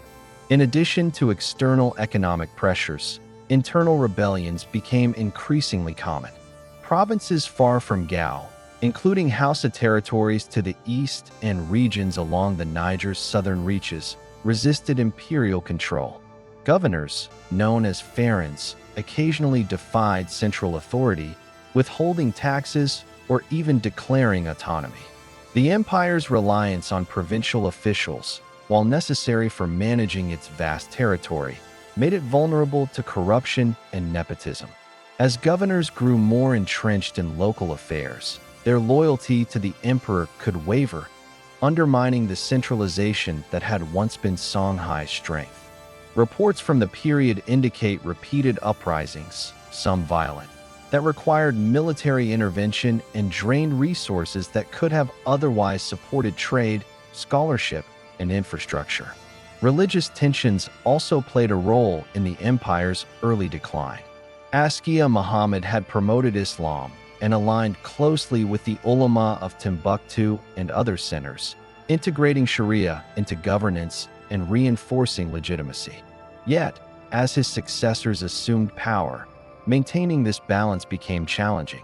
Some provincial elites resisted full Islamic conformity, adhering to traditional animist practices, while others sought to manipulate religious authority to justify claims to the throne. Disputes over religious orthodoxy sometimes erupted into open conflict, creating further instability and fracturing the ideological cohesion that had bound the empire together under Askia Muhammad's leadership. The early 16th century also saw military challenges that revealed the empire's vulnerabilities. While the Songhai army had been formidable under Askia Muhammad, its reliance on cavalry and riverine forces required constant funding and maintenance. Prolonged campaigns against rebellious provinces or in defense of trade routes exposed the limits of the empire's logistical capacity. The Niger River, while providing vital transportation and strategic advantage, could not compensate for the difficulties of projecting power across the desert or forested regions. Administratively, the central bureaucracy began to face challenges in enforcing uniformity across a culturally and linguistically diverse empire. Songhai encompassed the Songhai heartland, house estates, Fulani communities, Tuareg confederations, and various forest peoples, each with distinct social structures and traditions. The Askia reforms had standardized taxation, legal administration, and provincial oversight, yet these policies required constant supervision. As the ruler's presence waned, particularly during extended absences or periods of weak leadership, local elites increasingly interpreted laws to suit their interests, sometimes in direct defiance of central authority. This erosion of administrative uniformity weakened the cohesion that had enabled Songhai's rapid expansion under Sonni Ali and Askia Muhammad. The empire's reliance on wealth generated from trade also made it sensitive to fluctuations in resource availability. Gold from southern forests was not limitless, and the extraction of salt from desert mines required substantial labor and protection. Environmental factors, such as droughts or shifting desert sands, could disrupt production and threaten the economic foundations of the state. Historical records suggest that by the mid-16th century, periods of scarcity affected both the capital and peripheral provinces, creating tension between the needs of the central government and the capacity of local populations to contribute resources.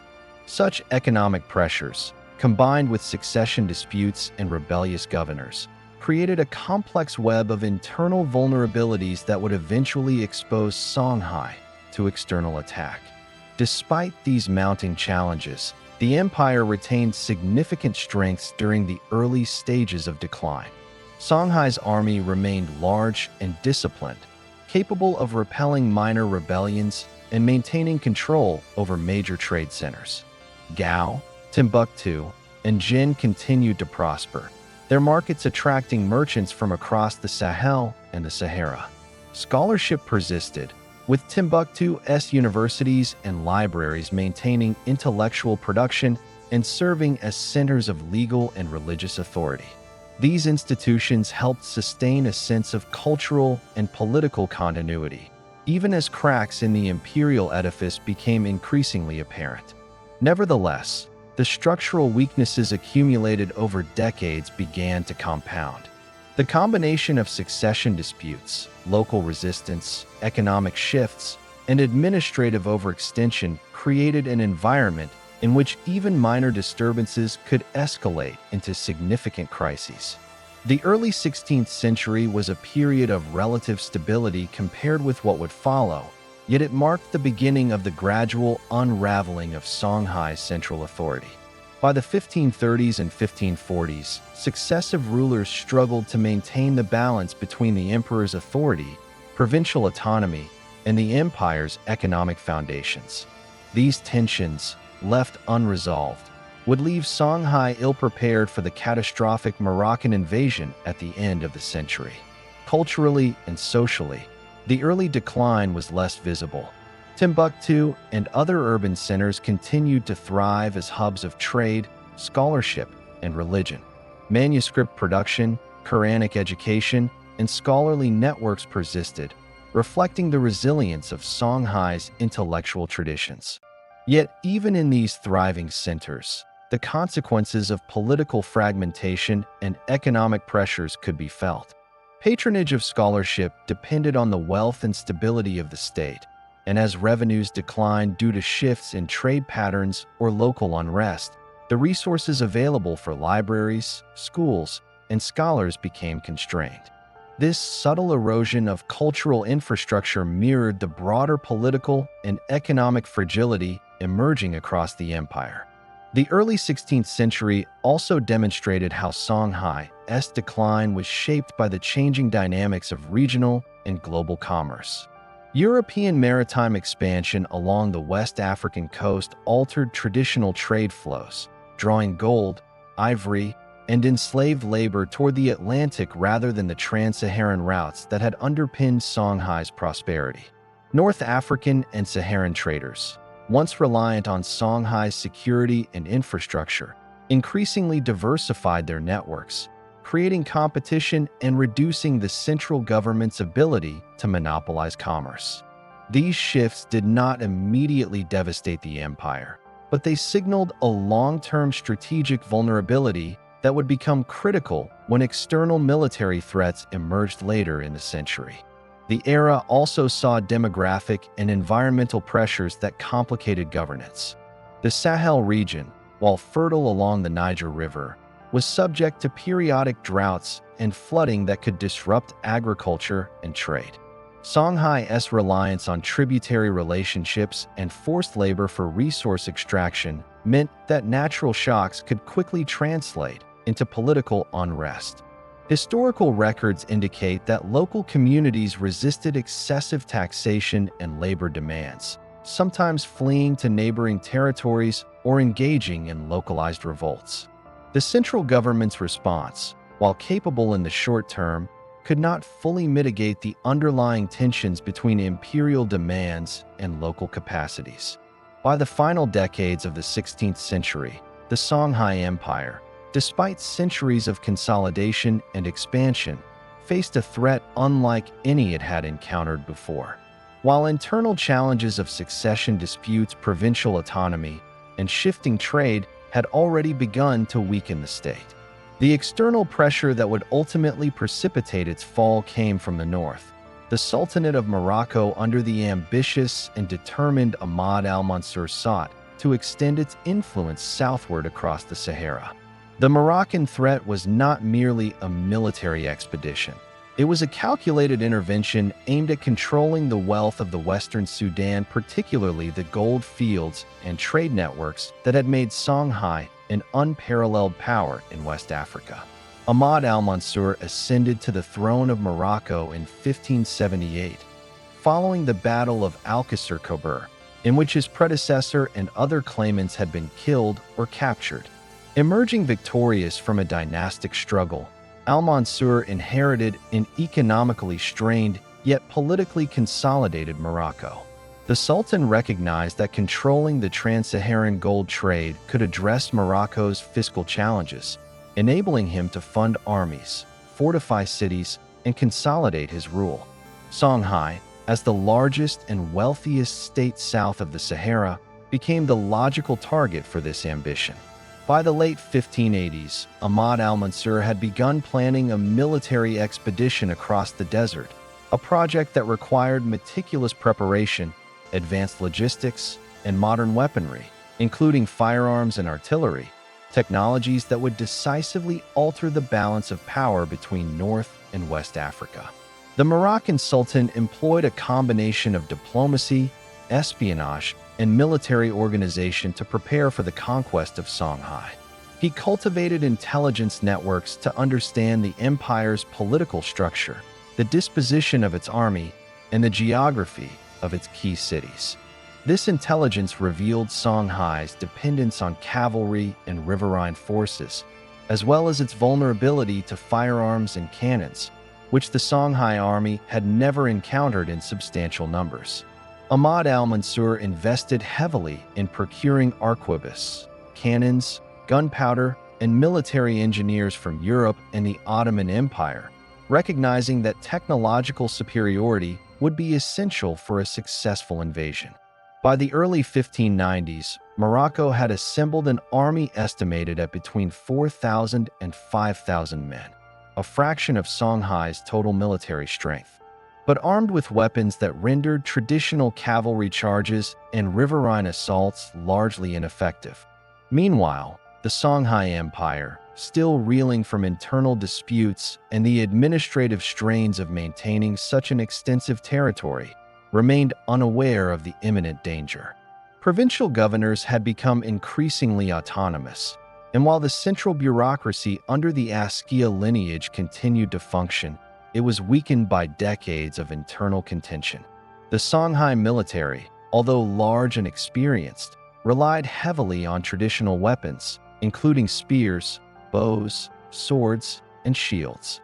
The empire's commanders were skilled in desert warfare, riverine operations along the Niger, and conventional cavalry engagements, yet they had limited exposure to gunpowder-based firearms. This technological gap would prove decisive in the confrontations to come. The Moroccan campaign began in earnest in 1590, when Ahmad al-Mansur dispatched his general, Juder Pasha, to lead the expedition across the Sahara. Juder Pasha, a Spanish-born Muslim convert with extensive military experience, commanded a force equipped with firearms and artillery, camels, and logistical support capable of sustaining the army across the desert. The journey required navigating hundreds of kilometers of inhospitable terrain, where water was scarce, sandstorms were frequent, and the threat of disease loomed. The Moroccan army's use of camels as both transport and mobile artillery platforms allowed them to traverse these deserts with an efficiency and speed unmatched by Songhai forces, which relied primarily on horses for cavalry and river canoes for mobility along the Niger. As the Moroccan army advanced, Songhai leaders faced a strategic dilemma. Reports of an approaching foreign force reached Gao and other key cities, but there was little understanding of the technological disparity between the armies. Songhai commanders, confident in their numerical superiority and experienced cavalry, initially underestimated the threat posed by firearms. Historical chronicles indicate that the Songhai military assembled thousands of troops from across the empire, drawing from loyal provincial governors and local militias. Cavalry units, including heavily armed horsemen, were reinforced by infantry and riverine forces, while fortifications in key cities were readied for potential siege. The strategic objective for Songhai was clear: defend the heartland, protect Gao, Timbuktu, and Jen, and prevent the Moroccan army from penetrating deeper into the empire. Yet the Songhai command structure was hampered by internal divisions. Some provincial leaders hesitated to commit troops far from their regions, fearing loss of local authority or retaliation from rival governors. Additionally, the central bureaucracy had limited capacity to coordinate a unified response across the vast distances separating the empire's key territories.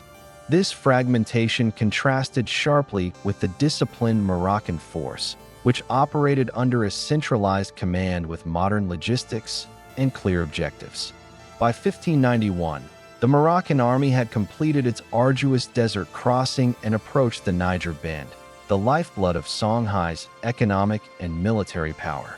The two armies confronted one another near Tondibi, a location chosen by Songhai commanders for its strategic value along the Niger's banks. Historical sources estimate that Songhai fielded tens of thousands of troops, including cavalry, infantry, and riverine units, vastly outnumbering Juder Pasha's Moroccan contingent. Confidence among Songhai soldiers was high, bolstered by centuries of experience in regional warfare and the belief that their numerical advantage and mastery of local terrain would secure victory. However, the confrontation quickly revealed the catastrophic consequences of technological asymmetry. The Moroccan forces deployed their arquebuses and cannons with devastating effect, shattering Songhai cavalry charges and disrupting infantry formations. Horses, unaccustomed to the noise and destructive power of gunpowder, panicked, further disorganizing Songhai ranks. The riverine units, reliant on traditional boats and tactics, were unable to counter the artillery's range and precision. Despite the courage and discipline of the Songhai warriors, Moroccan firepower inflicted massive casualties, breaking the cohesion of the army and precipitating a rapid rout. The Battle of Tondibi, fought on March 13, 1591, marked a decisive turning point.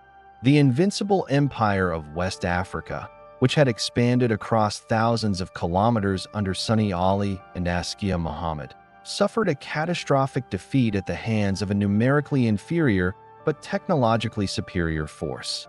The consequences of the Moroccan victory extended far beyond the battlefield. Following Tondibi, Moroccan forces advanced to key urban centers, including Gao, Timbuktu, and Jen.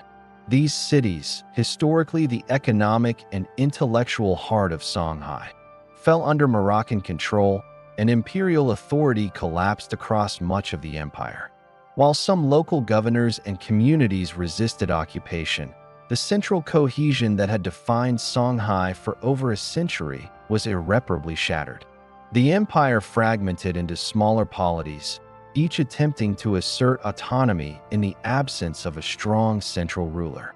The Moroccan invasion effectively ended Songhai's era as the dominant power of West Africa, leaving a legacy of political disintegration and diminished influence. The Moroccan threat, though brief, fundamentally altered the trajectory of the region. The technological superiority of firearms demonstrated that traditional military strategies, even when executed with skill and courage, could no longer guarantee security or territorial integrity. Songhai's reliance on cavalry and riverine forces, which had sufficed for centuries, proved inadequate against armies employing gunpowder. The invasion also shifted trade patterns. Moroccan control over northern trade routes disrupted traditional networks, while European maritime expansion along the Atlantic coast further eroded Songhai's economic dominance. The once thriving cities of Timbuktu and Gao, though resilient in cultural and scholarly terms, could no longer project the political and economic power they had maintained under the empire's apex rulers. The Moroccan expedition, the collapse of centralized authority, had profound consequences. Trade networks, the economic lifeblood of Songhai, were disrupted as Moroccan forces imposed control over trans-Saharan routes. Gold, salt, ivory, and enslaved labor, which had fueled the empire's prosperity for over a century, were diverted or seized. Markets in Gao, Timbuktu, and Jen, though resilient, could no longer operate under the protective umbrella of a strong central state, exposing merchants to raids and regional instability. The disruption of commerce weakened the treasury and undermined the fiscal foundation necessary for sustaining military, bureaucratic, and scholarly institutions. Economic decline compounded political fragmentation, creating a feedback loop that hastened the empire's disintegration. Culturally, the fall of Songhai did not erase its achievements, but it marked the end of a centralized era of scholarship and learning. Timbuktu's libraries, universities, and scholars continued to operate under Moroccan oversight, preserving manuscripts and intellectual traditions. Yet the loss of imperial patronage diminished resources for education, research, and manuscript production. Scholars who once benefited from state-sponsored travel, exchange, and study found themselves constrained, and while Islamic learning persisted, the institutional cohesion that had characterized Songhai's golden age waned. The empire's collapse thus illustrates a critical historical lesson. Political power may fall rapidly, but cultural and intellectual legacies often endure, shaping subsequent generations and regional identity long after the state itself has vanished. The fall of the Songhai Empire also had immediate demographic and social consequences. Large-scale warfare, displacement of populations, and the breakdown of centralized authority led to migrations, local uprisings, and shifts in settlement patterns.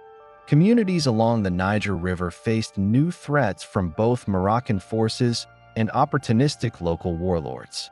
The fragmentation of Songhai created a mosaic of smaller states and chiefdoms, each competing for resources and influence in a region that had previously been unified under a single imperial banner. This political disintegration contributed to a period of instability that would persist well into the 17th century, reshaping the social and political landscape of the Western Sahel. The Moroccan conquest also highlighted the transformative power of military technology. Songhai's cavalry and riverine units, once dominant in the region, were rendered obsolete by the introduction of firearms and artillery. The inability to adapt to these innovations underscores a broader historical theme. Empires must continuously evolve in response to technological, economic, and strategic changes or risk catastrophic defeat. Songhai's failure to integrate gunpowder weaponry and adapt military tactics ultimately sealed its fate, demonstrating how even the largest and wealthiest empires can collapse when confronted by forces that exploit technological asymmetries. Despite its fall, the legacy of Songhai endured in several dimensions. Politically, former Songhai territories reorganized into successor states, maintaining elements of the administrative structures established under Sonni Ali and Askia Muhammad.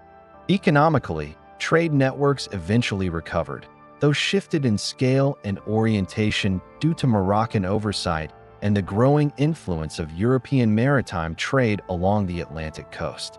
Culturally, Timbuktu and other urban centers preserved manuscripts, intellectual traditions, and legal practices that continued to inform West African society for centuries. In these ways, Songhai's influence outlasted its political demise, leaving an enduring imprint on the region's identity and historical memory. The fall of the empire also offers insight into the dynamics of empire building and vulnerability. Songhai had achieved unprecedented territorial expansion, integrated diverse populations, and fostered economic and intellectual prosperity. Yet the combination of internal divisions, succession disputes, and failure to adapt militarily left it exposed to external forces. The Moroccan invasion, while brief, exploited these weaknesses with devastating efficiency, illustrating the interplay between internal fragility and external opportunity that characterizes the collapse of many historical states.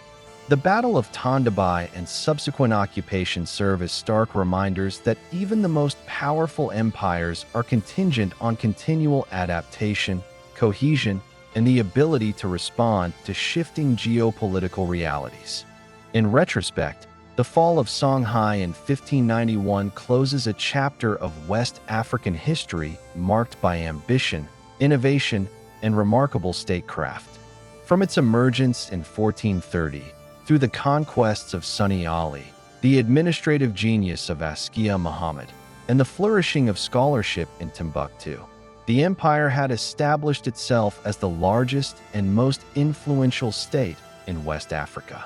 Its sudden military defeat by a comparatively small but technologically superior Moroccan force underscores the vulnerability of all empires to external shocks when internal cohesion is compromised. Yet, despite political disintegration, Songhai's intellectual, cultural, and economic contributions endured, ensuring that its story remained a touchstone for understanding the region's history and the broader narratives of African statecraft. Ultimately, the fall of Songhai exemplifies the complexity of historical causation. No single factor, be it military, economic, or political, can fully account for the demise of a civilization. Instead, it was the convergence of long-term internal pressures, strategic miscalculations, technological inferiority, and the ambitions of an external adversary that brought the empire to its knees. The dust of Tondibi, stirred by the charge of Songhai cavalry and the thunder of Moroccan cannons, symbolizes both the dramatic finality of defeat and the enduring resonance of an empire whose memory continues to captivate historians, scholars, and storytellers alike. Songhai's story is a testament to the heights African states could achieve, the fragility inherent in human institutions, and the enduring power of cultural and intellectual legacies even in the aftermath of political collapse.